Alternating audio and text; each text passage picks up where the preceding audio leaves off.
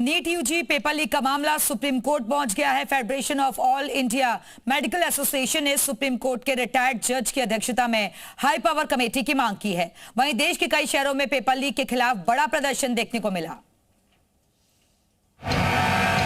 दिल्ली में एनटीए दफ्तर के बाहर यह प्रदर्शन 23 लाख छात्रों के गुस्से की सिर्फ एक तस्वीर है। सच तो यह है कि कश्मीर से लेकर कन्याकुमारी तक छात्रों का आक्रोश उबल रहा है।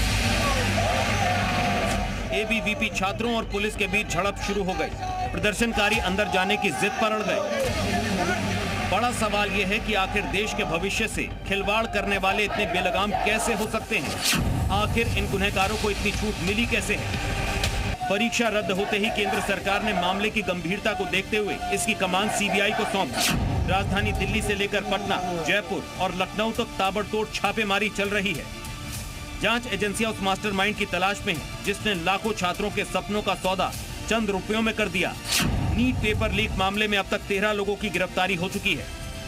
10 से ज्यादा संदिग्धों को हिरासत में लेकर सीबीआई को सौंप दिया गया है, जबकि 150 से ज्यादा लोगों से पूछताछ की जा चुकी है।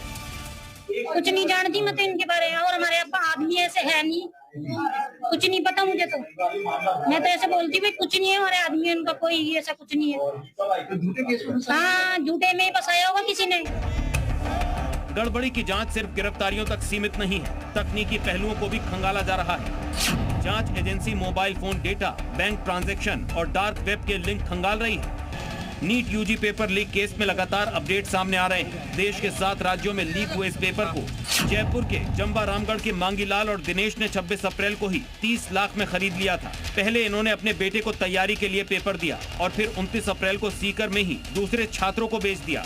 खास बात यह है कि इसी परिवार के 4 बच्चे पिछले साल MBBS परीक्षा में पास हुए थे। ब्यूरो रिपोर्ट, जी मीडिया।